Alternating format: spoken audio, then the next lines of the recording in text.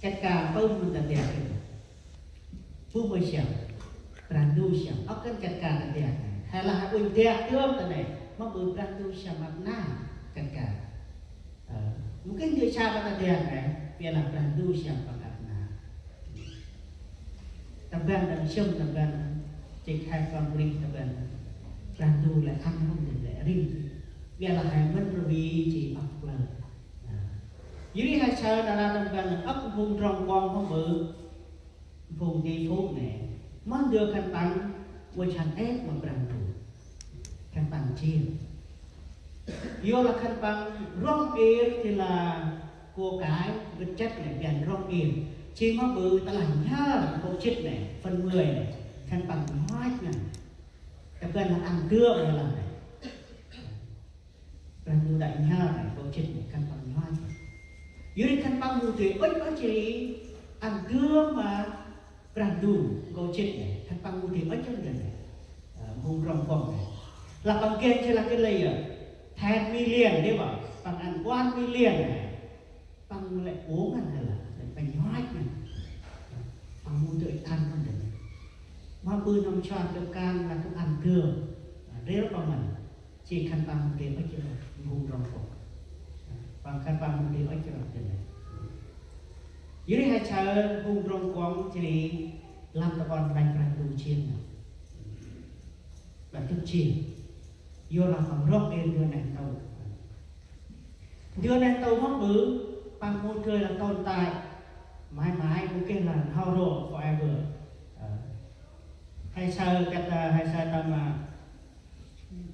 nè thì ông cha ri đã được tâm Hawaii đấy bảo ông cha này ông cha trẻ hay là trẻ cũng là trẻ đi phố rồi trẻ là này riêng là BMW Lexus cái đó là này ông đi xa từ nước từ mình mát đó ông đi khách mơ đó từ gần ông đi khách hay sao hay bao nhiêu trời hè này cái quăng rồi trên bình hành nó bự ông đi xa từ mình mát trời hè tốt ốc ra cái này như hay sao tu thành phố này không bự ông xa từ nước ông đi khách này đây chính là hai vi tầm đưa y ngoài sạch hai tôn là hai tồn tại nên đưa miệng vẹn cái tồn tại giờ làm nó được rằng được đạt địa ginh chỉ khuyên hai tầm quan ra trình độ mày một bia chơi ăn hai mắt chắc chắn hay đang đây là chủ đại bằng mua là một mắt có chắc chắn hay và đã hai mắt chắc chắn hẳn quanh rồi mua cho hạ đường mong hay là cha bự ta là hành lập hát tâm chắc chắn hay nó bự hay bự ra chắc chắn hay nào ta là hành lập ranh hay bự ra chắc chắn hay nào ta là hành lập mà scan ma túy chỉ scan ma túy bự ra chắc chắn hay Brandu mua ăn từ hay bự ra chắc chắn hay và đặt hành mắt hành quay bằng mua ăn dưới hay sai ngay sắc hay Brandu đặt mắt hành quay và đặt hành mắt hành quay để hay sai tầm từ ngoài cứ là về được cái lần hay bây giờ cứ về vô lắm nào tính ngoài sắc chỉ nào khách về lắm nào tính ra hình quay chỉ nào biết chỉ đi nào đặt bàn đều loại Brandu đã hè mỗi lần khi nào chia đều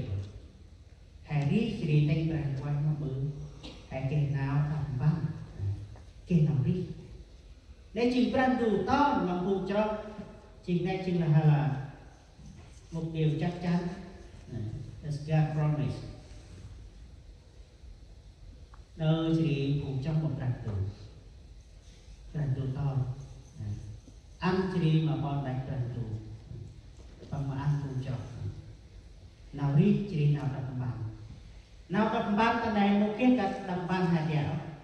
hay là chỉ mà bự u cực kềnh bự kềnh gì chơi kềnh u còn rinh theo u cực lại đặt bàn gì bây giờ làm hockey đặt bàn không đâu ta đang đâu à mua hockey đặt bàn hay nam tụi mình hay là lại cực kềnh everything ta đang đâu à hay là lại kềnh đặt bàn no nói gì not peace yet hay không khi nào đâm ba đã cái nông hè chất mà brandu tây mà hay cái nào đâm ba là hay cái everything kia là hay là peace lại đâm ba no gì hay cái nào mình nào vi nào thinking hay nào vi hay mà ai ta đang đâu à mua cái nào đâm ba luôn mà kia nào mình hay everyday change nào mình nào vi hay và một cái là cũng cũng tộc nào mình hay jadi hai saja telah hakim dan Brandu chỉ bất gai hai người hakim nào đi chỉ kiếm nào tầm quan trọng nên chỉ tu đến nào play hay trong một quan trọng jadi hai saja tầm rung chất Roma chương 8 câu 12 thưa anh em chúng ta không mặc nợ xác thịt để sống theo xác thịt hai muốn cái hạt non đang lại sắc từng ngày đi thành mày sắc hai muốn cái hạt non tập gần là lại ra Giêsu lại trai không hề tập gần là hai cái hạt non là nhà nước chỉ đi mong bự lại ono hay sòng tam chỉ hai muốn cái hạt non rồi lại cho mất đưa hôm nay ơi đi tầm đời lại sắc hay lại cho không mất đưa hôm nay lời quay tầm đời đang đi lại sắc đây chính là cái Paul gọi các chỉ định cùng cho kẻ bằng cho một lần du động chỉ định một bữa kết tâm nào cho chỉ gọi chỉ định thành lại sắc chỉ định thành lại sắc thành hay nào ích chỉ định thành này đâu ích ta là hai định thành lại sắc thành này đâu ích chỉ hai tầm tức được lần du ok kìa hay là cứ một cái tầm tức được lần du cứ cho cái này giờ là hai năm lại Brandu là không bự tầm tin được Brandu đó là hai ginh chim ngoài sắc ngoài ngoài hai tầm tin được Brandu hai năm là hai lần đó cứ một cái tầm tin được Brandu chỉ là hai trong đối Brandu dưới hai sắc kia hai nó là ngoài sắc hai tầm tin được Brandu đó là hai tầm tin được Brandu vào một cái nào mà dưới hai sai tam hùng Pharisee chim hùng Judah thành ra là sao Giêsu ibu kan pang la Brandu để nuôi hông kan pang ri anh ri tanh mai sắc ri không bự Brandu bangkit là một cái Brandu bangkit thế vậy ta là hai gin chi hai tam Brandu ta là hai gin hai kết tìm đầu trong chỉ hai bên tay ngoài sạch nó bự Brandu kết là một cái chắc chắn là Brandu kết là dưới hai sao ta tóc hai nghìn dưới Brandu là tầm hông là Judah không phải là khăn mai buông nè Brandu nuôi hông khăn mai này ngay đặc biệt mong Brandu là Giêsu tu ngay khăn mai này là tu dưới hai sợi mà đặt tu tớ là Brandu đặt tu nó bự hai pi nào ngọt nào ta là hai trong chỗ nắm mà là trong hai nó bự ta là hai biết chỉ canh nào mới chỉ hai tầm tư một trời dưới hai sợi thì chỉ là hai biết tầm quan trọng là hai một cái biết tình ngoài sao hai biết thì tình ra ngoài từ dài hai nên chính vì hai sai hay Brandu ở chờ đây ở năm hai dưới hai sai thì đưa đi từ lại sát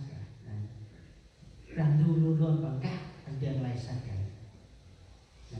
đó là hai live according to flesh chỉ mong bự hai từ sau con này Brandu dưới hai sai thì Brandu là răng vàng vùng trọc chỉ ta là hai khu riêng các mà vùng trọc nó bự hàng đi sang Brandu một đi sang con này Brandu ta là hai riêng trong trái bạc hai kim nào gil hai đi sang Brandu là hai mình làm cho lại sang Brandu gần một cái Brandu riêng thì anh follow the rule đấy bảo ta là hai khu đi về hai follow the rule đấy bảo cái hai bự là hai bự nghe phải cái lại chân cái chân đấy bảo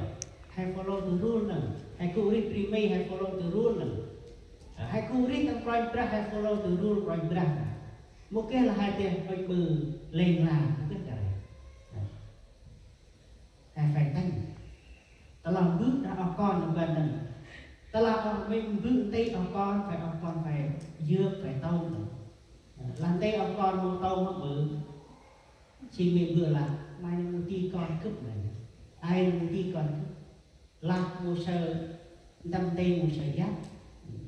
cái đấy được hay là lần đủ đâm tay hai một giáp một bự và làm một tí con là thành gần Giêsu thì làm một bự khăn mai một tí con lần đủ khăn mai chỉ con làm hết ta là hai tí nào hết tầm hai một bự hay là con cần đủ nào hay là không rằng luôn không các phải là trọn vẹn. Ý đấy hay sao là chỉ thấy rằng luôn chỉ được đây thì không cho phải chỉ ăn hai cái nào tin nào tin là rằng luôn đã đẹp rằng luôn ăn ta là họ nhận kiến không bự bằng do bằng quan vô làm này sắc hay ăn một chuối bự chỉ bằng quan cao hay nên từng hai từ kia để thích cái này đâu làm một cái phần quan chỉ gặp cao thẻ là ông chơi nó đó ông chỉ ra cô ra nó vô làm lại sắc à bằng quyết như này đâu là làm cái phần quan cao hàng hồ cái bự địa tay lại là chơi tay một tí lại sang bờ bia à một tí lại từ ngay sang bờ bia này hay là má phần này sắc cái bỏ cơm trơ bia là làm răng đủ nó một tí là mình là thì tổ chức đưa hay là nơi thì ngày sân vườn tiền hay là thì một tí là cần đủ bằng một agree bằng một đồng ý đến đây chỉ một tí là mình cần đủ như thế hay sao cha trình thay nào cần đủ chỉ điểm đánh chỉ là cần ăn hai lít thì anh cần quay chỉ điểm thứ hai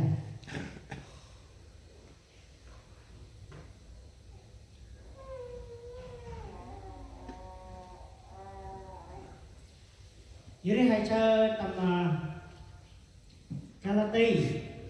Galati chương 5 câu 19 đến 21. Công việc của xác thịt thật rõ ràng răng vàng dân lai sạch đó là gian dâm, u uế, buồn đùa, thở hình tượng, phù phép, thù oán, ganh đổ, ghen ghét, giận dữ, ích kỷ, bất bình, phe đảng, ghen tị, say sưa, chạy chết và những việc tương tự khác. Cả rì lách đừng đưa không bự làm cho tôi cảnh cáo anh em